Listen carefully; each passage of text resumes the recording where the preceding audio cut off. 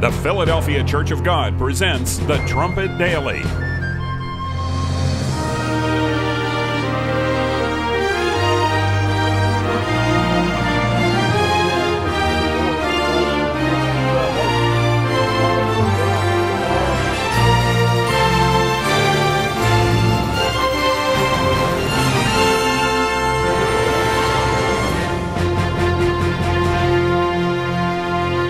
During the 1980s, the Worldwide Church of God was enjoying an incredible spurt of growth and development for God's work. Of course, Mr. Armstrong, Herbert W. Armstrong, was directing the church at that time, and there was just phenomenal growth everywhere that you looked. There was about 100,000 people worldwide that were attending weekly church services.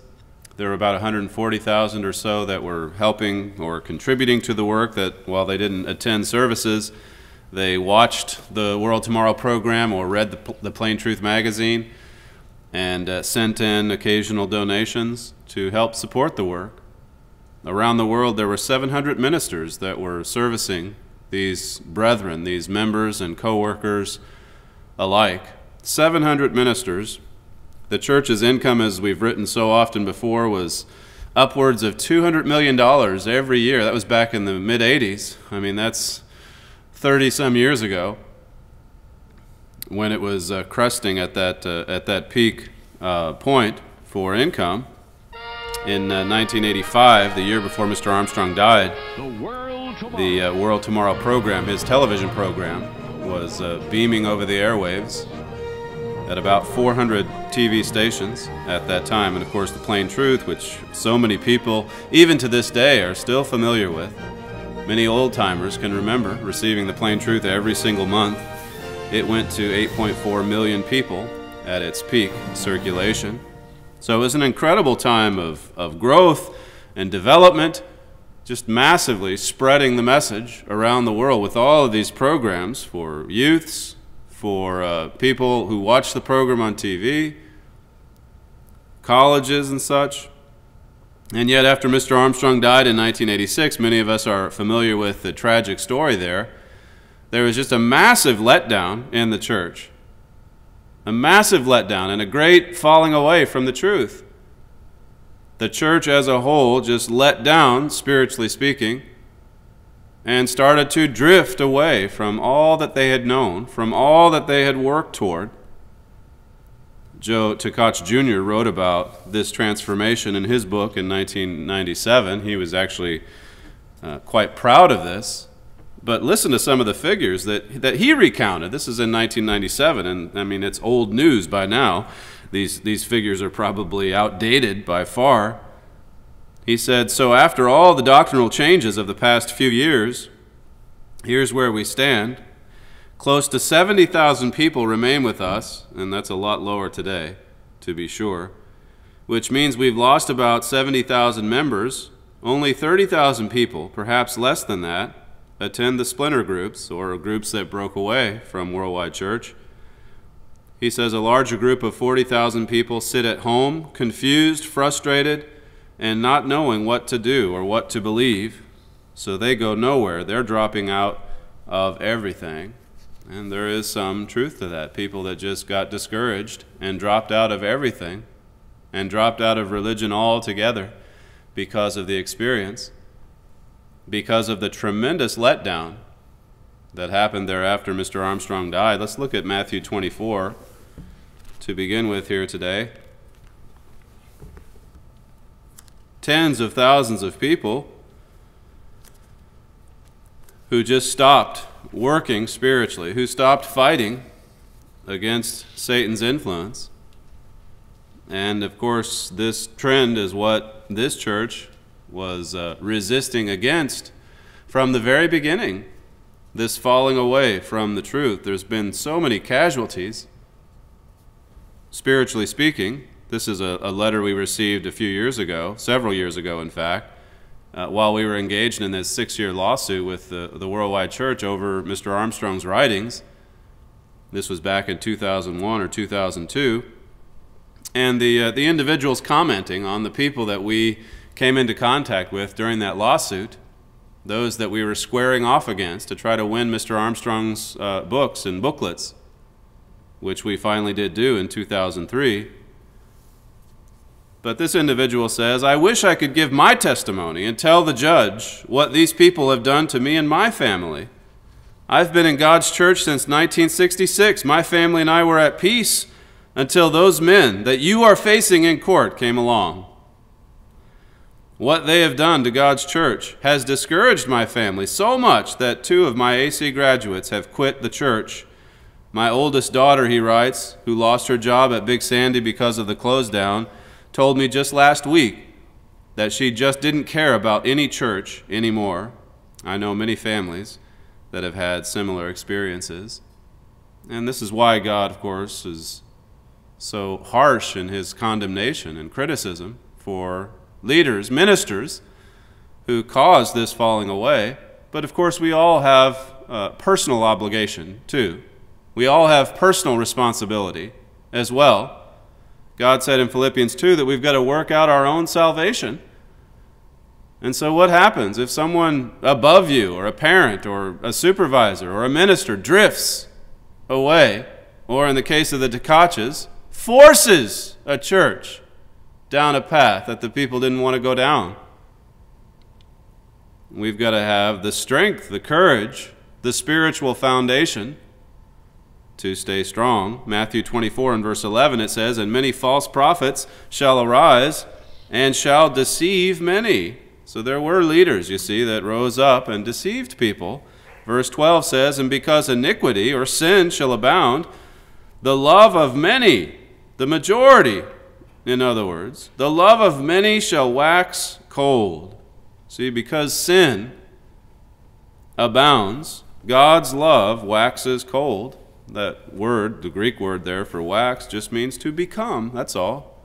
It just became cold. The majority of God's own people in this end time, as we've all witnessed, the majority of them have allowed God's love to wax cold. They've allowed this to happen. And so God gives us these strong warnings so that we can keep that or prevent that from happening in our individual lives. Let's look at Revelation 3. We'll see some similar language over here. Revelation chapter 3 and verse 14. Because iniquity or sin abounds, the love waxes cold. There's another verse in 1 John that says, this is the love of God, that we keep his commandments. So we've got to be obedient Christians. The greater our obedience to God and his laws, the greater God's love will be within us. If only the world understood that. If only the traditional Christian world understood this. That the more we obey, the more we love, the more we give, the more we serve. But in so many denominations, there's this built-in hostility to law and obedience. And that's why we see so little love in this society. If God's love is going to abound in our lives, we've got to obey. If iniquity abounds, then the love waxes cold, God says. Revelation 3:14, it says, and unto the angel of the church of the Laodiceans write, I know your works, that you are neither cold nor hot. I would that you were cold or hot. See, the Laodicean Christians have lost that passion that they once had. They've lost that red-hot zeal for God and his truth, for God's laws.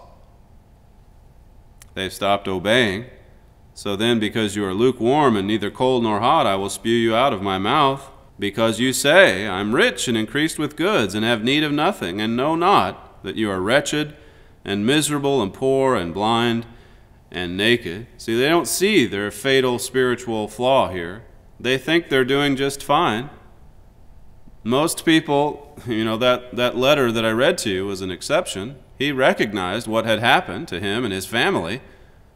But most that just drifted away from God, didn't write any letters, didn't really care to do anything. They just stopped. They became lukewarm. They drifted far from God, and today they're so far from God, well, they probably can't even remember many of the things that they once were so passionate about. God wants us to be zealous. You can read verses 18 and 19. He says at the end of verse 19, "Be zealous, therefore, and repent." And if you look at the meaning of the word zealous there, again, it has to do with this red-hot, fiery passion for God. Boil, to boil, that's what it says in Malachi's message, in reference to that word zealous.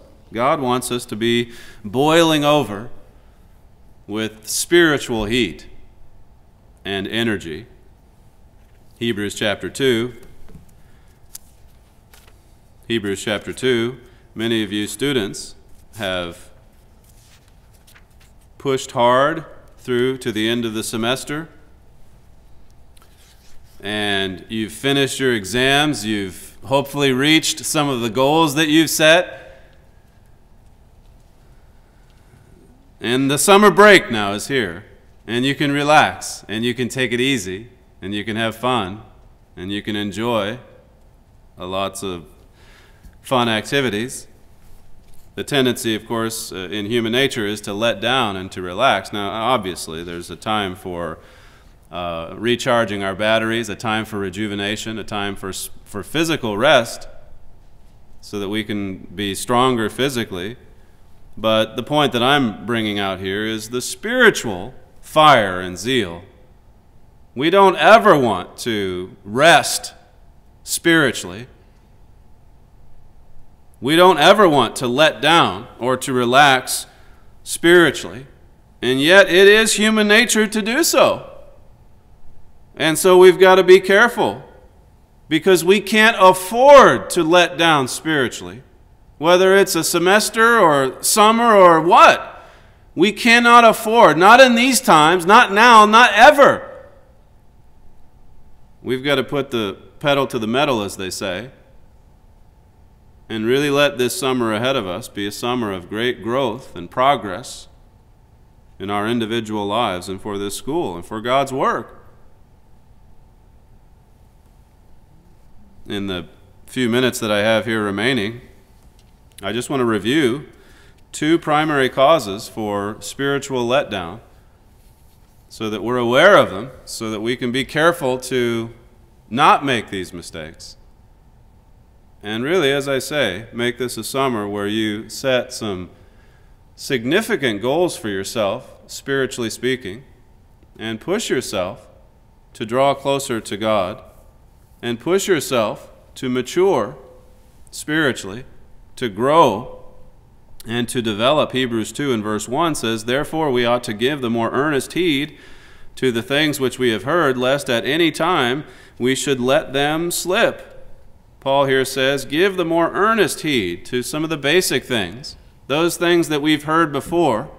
A couple of you have mentioned already how you'd like to go back and pull out some notes from freshman year or a year earlier on in your career to just go through a course again this summer, or to work your way through the correspondence courses, or to catch up on some of the books and booklets that maybe haven't been covered in the last year or two for your classes.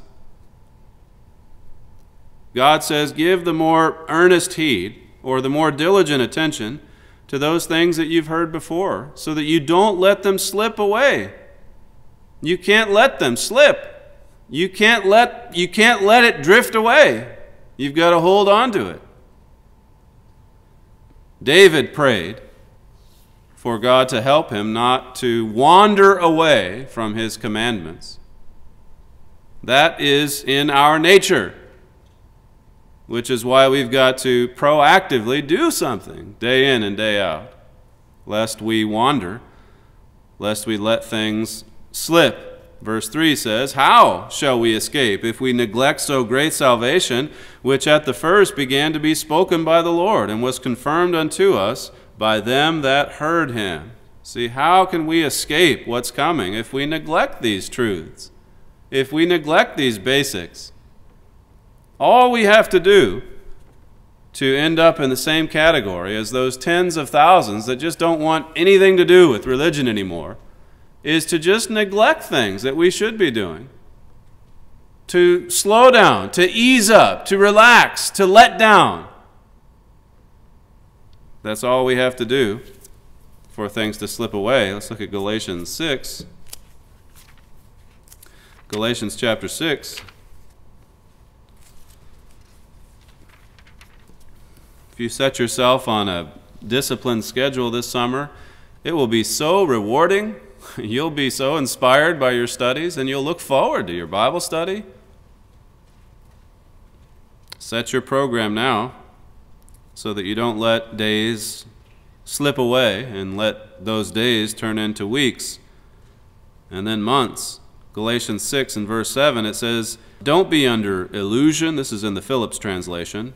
"You cannot make a fool of God. A man's harvest in life will depend entirely on what he sows." See, it just depends on what we do.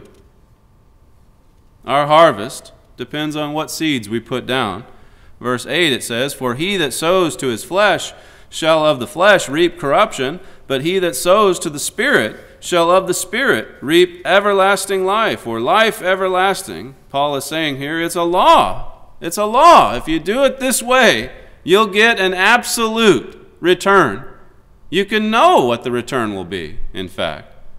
Verse 9 says, "And let us not be weary in well-doing, for in due season we shall reap, if we faint not." See, our reward is automatic.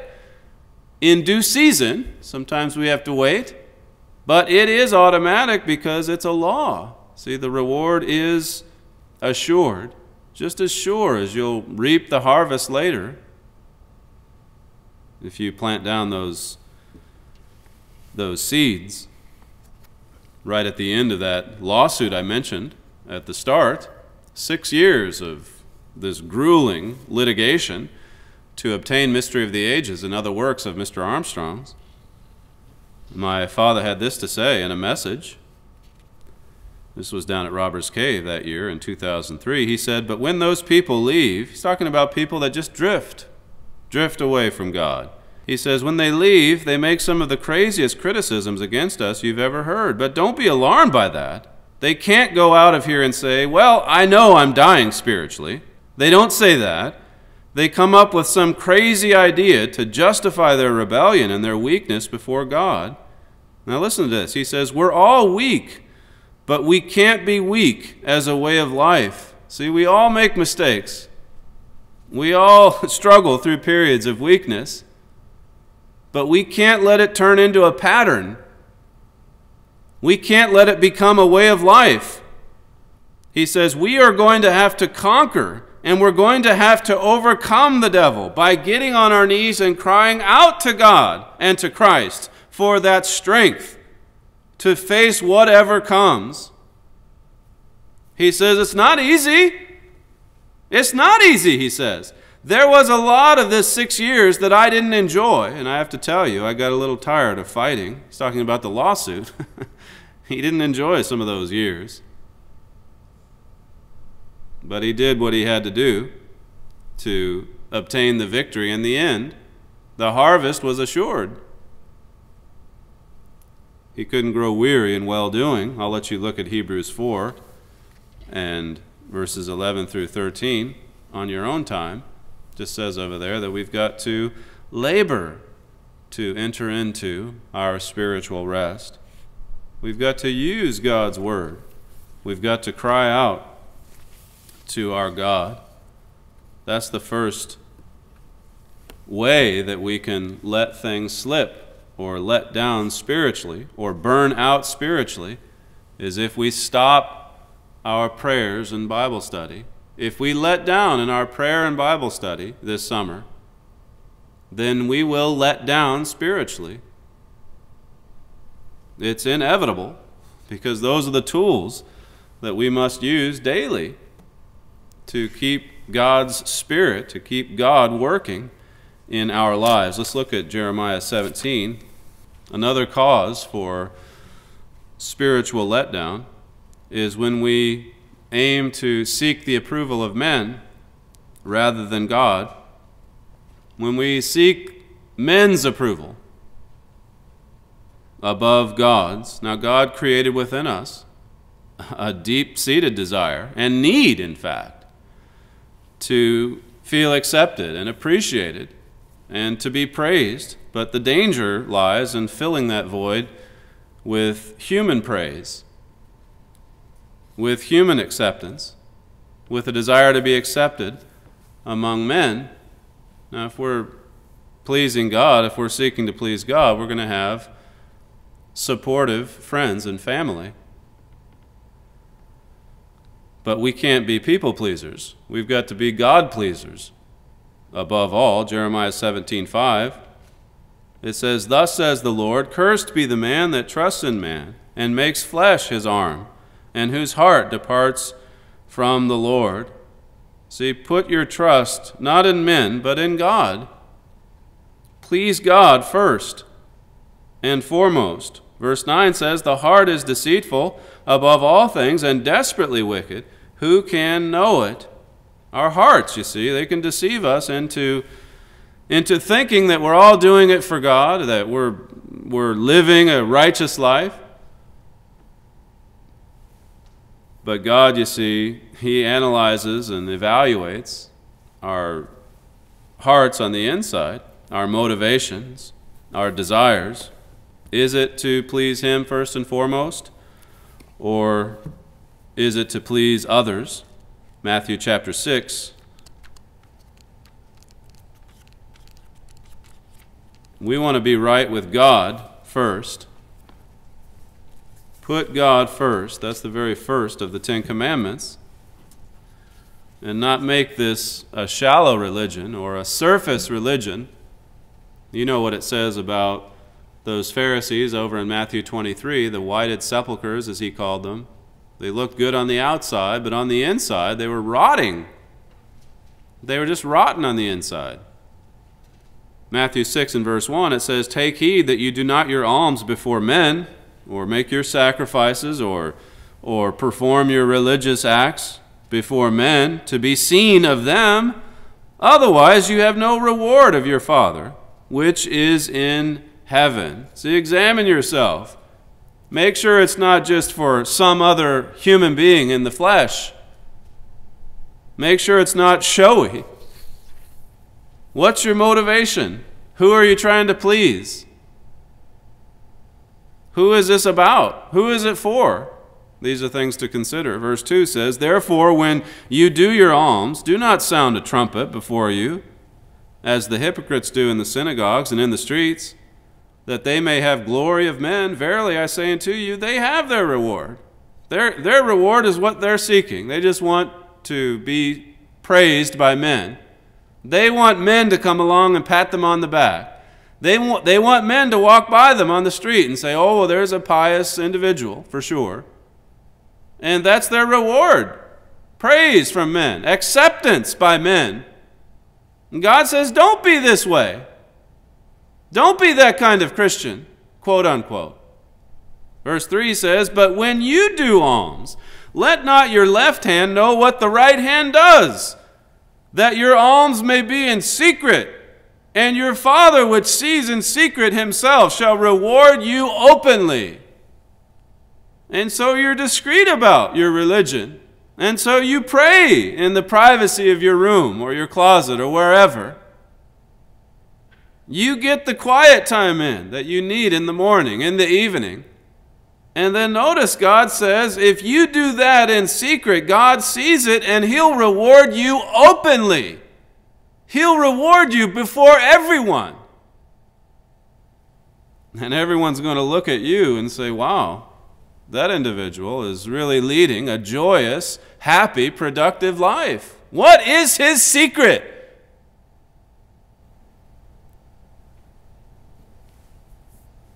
Hebrews 6, let's conclude over here.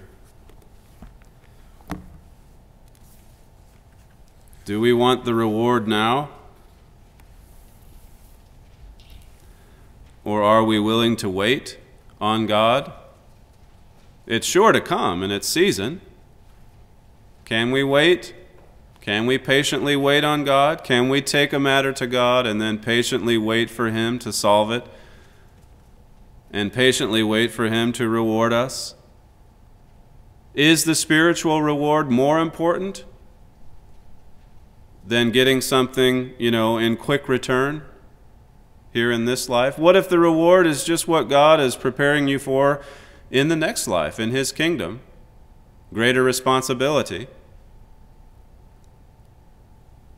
Hebrews 6 and verse 10, it says, "For God is not unrighteous to forget your work and labor of love, which you have showed toward His name, in that you have ministered to the saints and do minister." God is not unrighteous to forget your work and labor of love, it says. God will not forget your work, your effort, your labor of love. He knows about all the good that you perform, and He will richly reward you. We've seen that already. Don't make the mistake of just doing it to get something in return from someone else. Don't make the mistake of just doing it in order to please men. Goodness is of God. Goodness should be aimed in the direction of God.